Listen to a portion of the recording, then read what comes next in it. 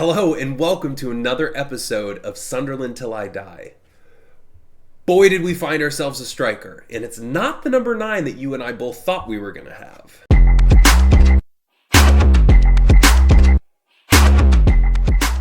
When I last left you, we had just tied 1-1 with Man United. We went right into the EFL Cup second round and immediately lost on penalties to Sky Bet Championship level Sheffield Wednesday. Feeling real down about ourselves, we went into the Brentford match and then proceeded to rattle off six, count them, 1, 2, 3, 4, 5. It's too many fingers. 6 Premier League wins in a row.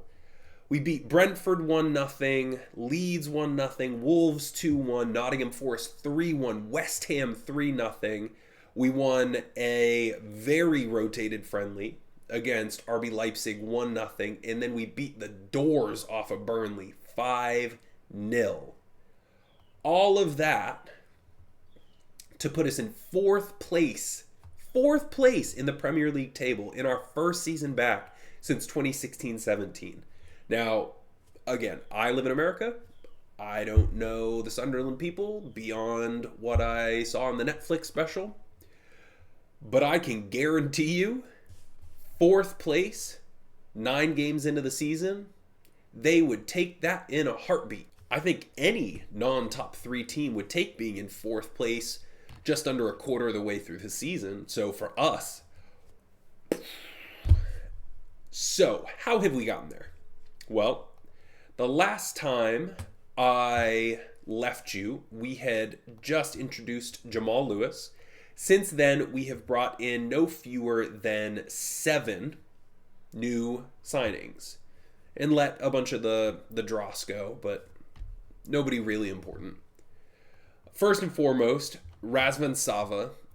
I think I might have introduced you to him in the last episode, but he has been a revelation between the sticks. We bought him from Udinese for $2.6 million and immediately made an impression. He has played in 7 games, allowed 3 goals, 4 shutouts, and pitching a 7.2.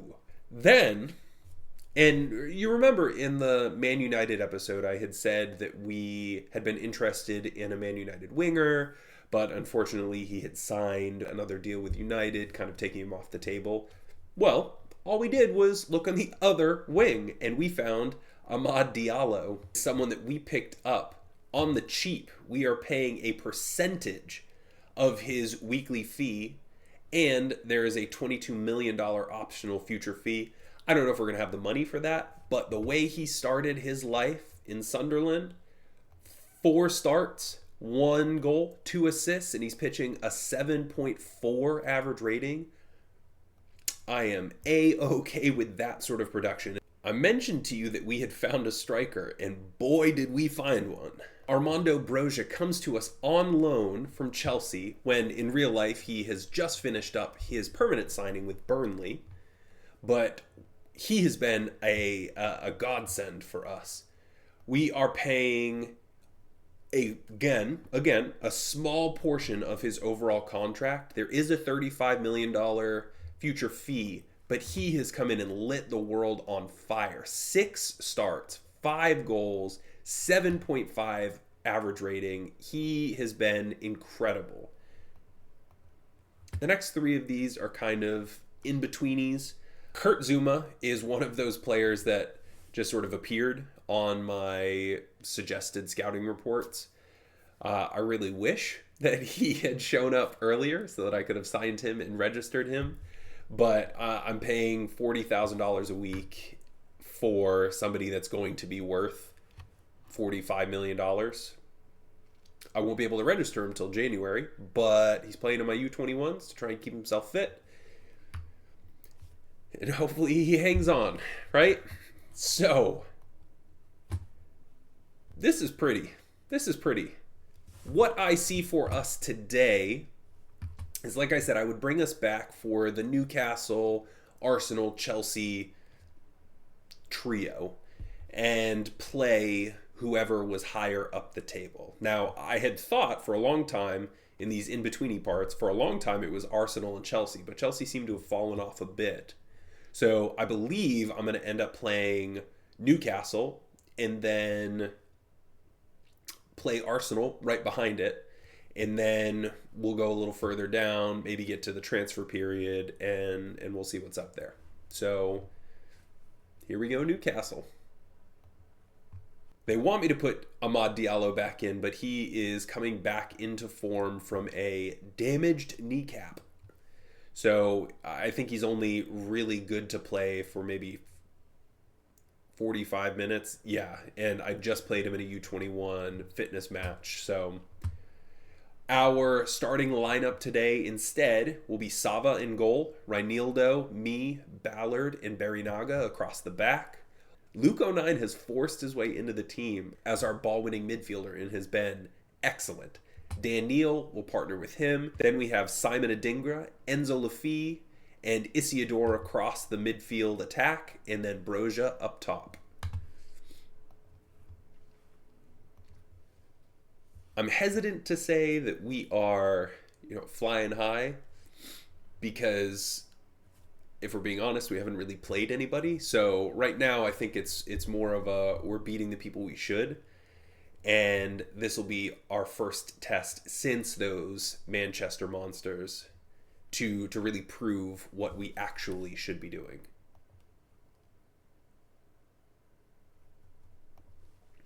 Or I should say, prove exactly who we are.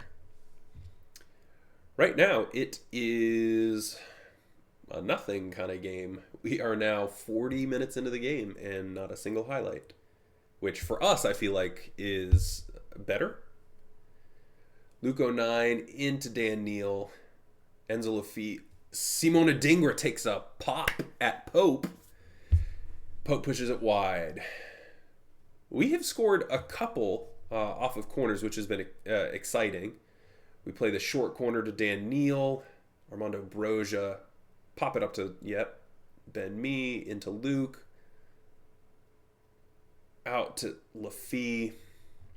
See, Enzo has picked it up recently, which I'm pretty excited about. Our whole attacking midfield three has been excellent. Adingra, I think, has 4 goals, 4 assists.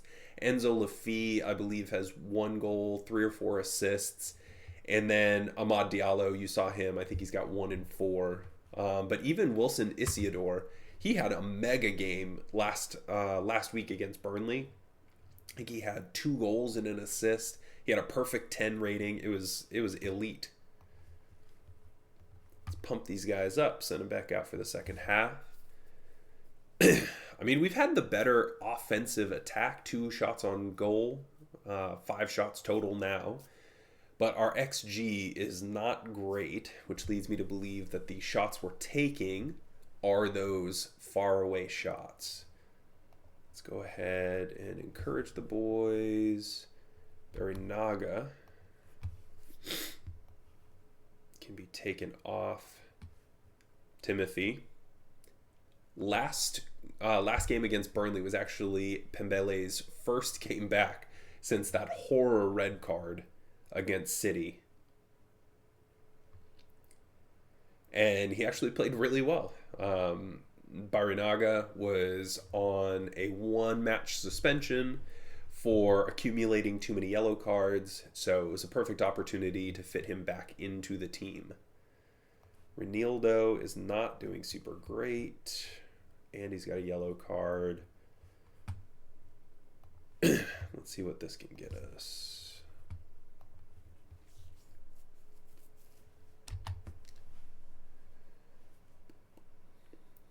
I mean, in fairness, I would walk away with a draw here. I think that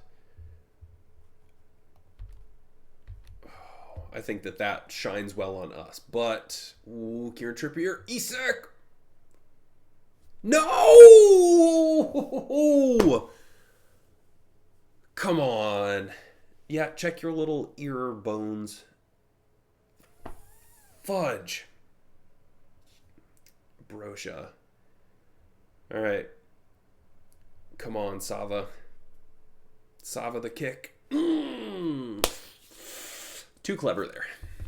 All right, Isak scores, yada yada yada. I was saying that I think honestly, the one or the draw was definitely going to be kind to us. Broja is just not doing anything today.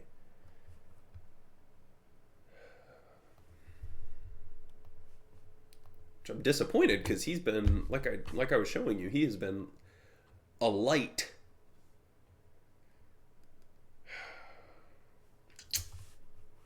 All right, so we've got 15 minutes. Let's attack. Let's really push. Come on, boys.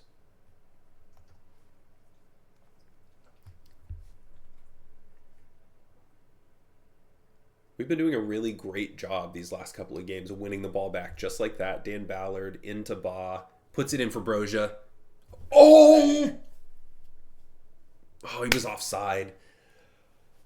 Oh, Broja with the 6-1. Oh, ugly, ugly, ugly. All right, well, that ends our winning run. I'm disappointed to have given up a penalty in the 79th minute like that. If you can't tell, I'm a bit sick. So, we were the first game to play, which is nice because it still shows that we're in fourth place, but it's not going to be great because, I mean, Liverpool, Arsenal's playing Brighton. Liverpool doesn't play until tomorrow, and they play Nottingham Forest. So, Nottingham Forest and... Actually, Brighton might give Arsenal a run for their money here. So, I mean, at worst, the loss takes us to 6th place. At best, we stay at 4th. Arsenal plays Brighton, which might end up in a draw. Who knows? Liverpool plays Nottingham Forest. I expect them to win. So I'm looking probably 5th, more likely 6th. But either way, I think we're still doing pretty well for ourselves. What I'm going to do is skip ahead the week, and I will see you for the Arsenal game. I did want to pop back in and bring this up. We have an email here noting the best performing defensive player in the Premier League as our $105 million per week left back, Reinildo. And honestly, he has been doing pretty well. He's started 10 games, 2 assists, and he's got a 7.13 average rating. Obviously, I would prefer more assists, especially as I'm playing him as an attacking wingback. His great crossing and all of that, but I'll take that. Additionally, Simon Adingra has finished 3rd in the Premier League Player of the Month behind Vlahovic and Mohamed Salah. But I mean, I guess scoring 4 goals and an assist in 3 games, 3 goals and 2 assists. Sure, I get it. 2 goals and 4 assists for Simon Adingra, almost an 8 flat average rating, and Chris Rigg squeaks in as the 3rd place Young Player of the Month award winner. So pretty excited about that. I'll see you for Arsenal. All right, we are back. We have in front of us a 3rd place versus 6th place Arsenal versus Sunderland home match for us, which will be very exciting. Amad Diallo is also back.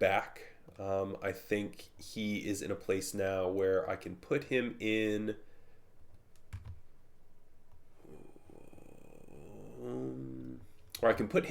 as our starting right back to face Arsenal.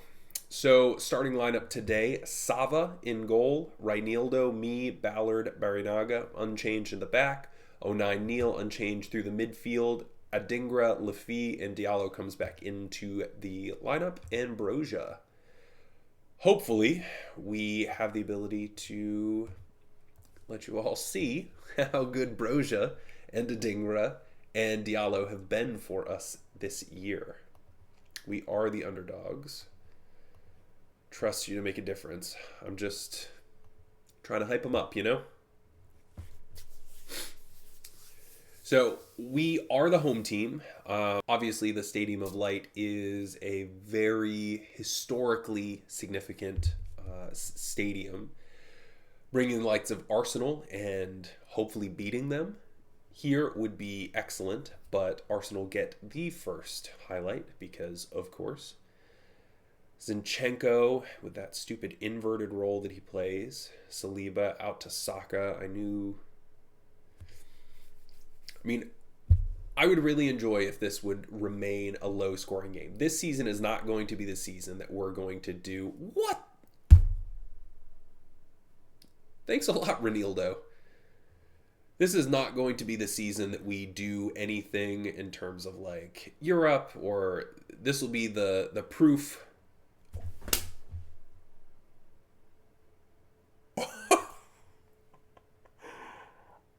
I was just about to say the proof of concept season to show that we can stick in the Premier League, finish upper mid table, get a big bag from the board. And then, all right, Zinchenko did deflect that, but that crank from Ahmad. All right, that puts us up 1-0. Holy biscuits. I told you he was a difference maker for us. All right, Adingra drives into the center. Lafi, Broja to Ahmad. Yeah, I knew he was offside.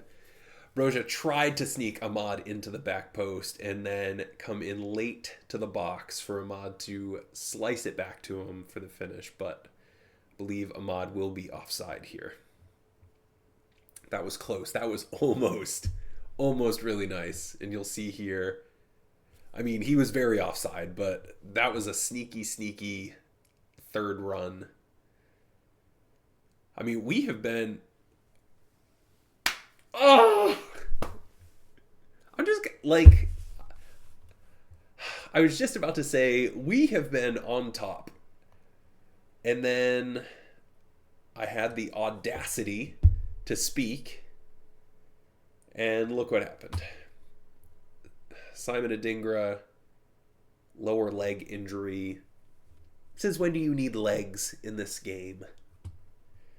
All right, well, Wilson Isiodor steps in for him. Hopefully he can bring back some of that Burnley magic, because he was excellent in that game.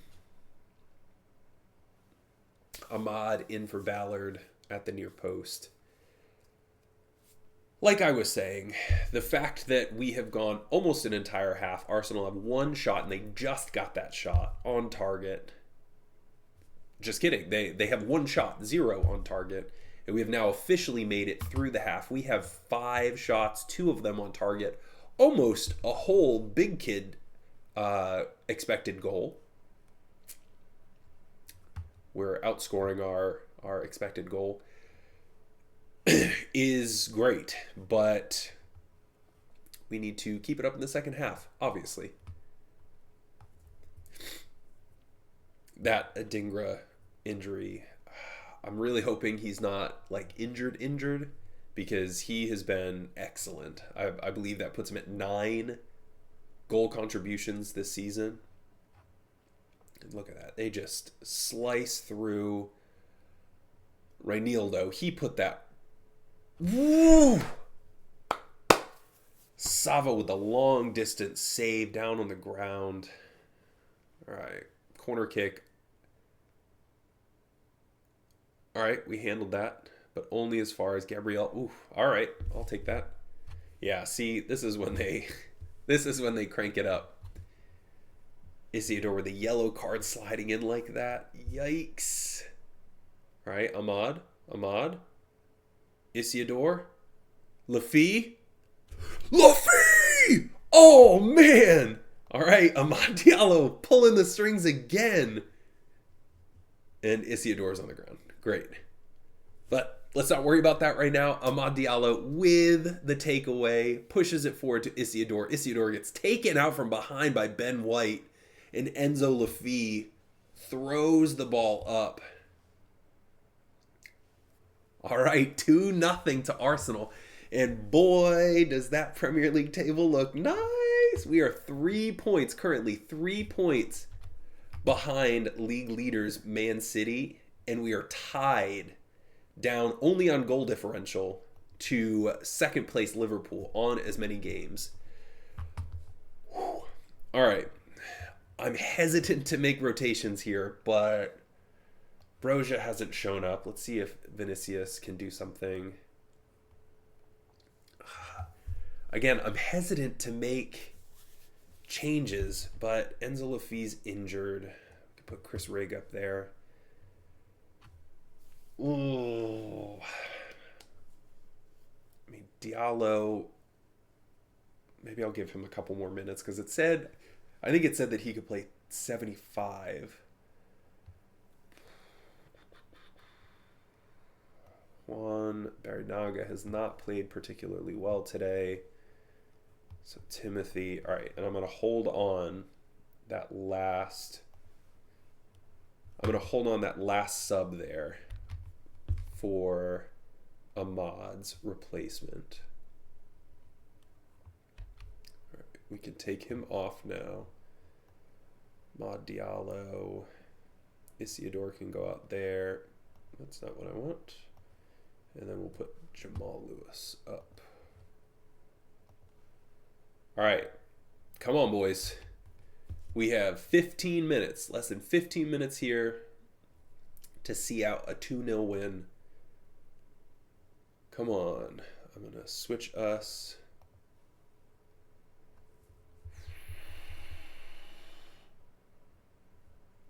Ben White out to Gabriel. Oh, you know when they pop it out to the top of the box like that, it is going to be a shot. And they are too good to miss that. All right, we've got 5 minutes left. Come on, boys. Praise them. Keep them up. Come on. 7 minutes of stoppage. Oh, no, no, no, no, no, no. This is when it all goes wrong.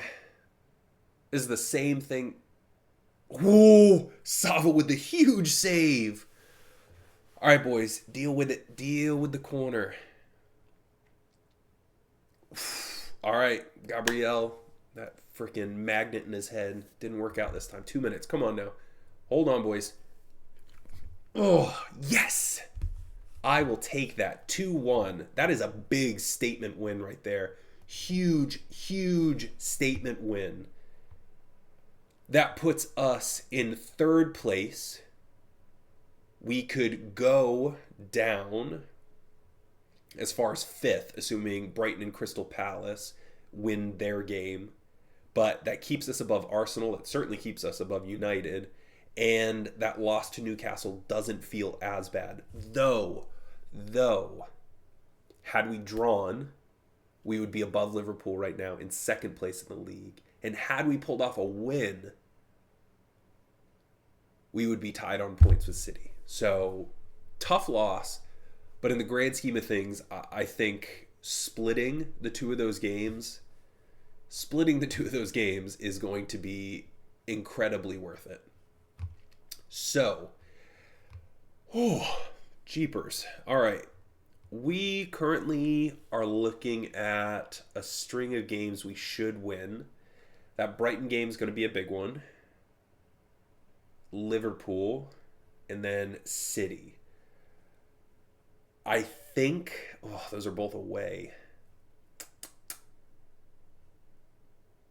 I think I may come back for the Brighton game and the Liverpool game in the next episode. So we'll do Brighton at home first, and then we will fast forward a bit and we will do Liverpool away on Boxing Day for our next episode. They are currently Liverpool second and Brighton fifth. So assuming those hold, those could be big, big games for us. So we have a big run-in coming just before the transfer period. I hope you all stick around for that, and thank you for watching. So we have a huge top of the table run in just before the transfer period starts in the new year. My hope is that the board will see our league position and throw a few shekels our way so that we can not only sign a couple players, but register the ones that we have in the background, the Kurt Zumas of the world, and make a real crack at potentially making Europe. If you liked that, please like and subscribe. Click the little notification button, bing, to make sure that you are kept up to date on the releases of any new videos, and take a look at some of the shorts that I've put up on the channel. I think they're pretty great, and thank you for watching.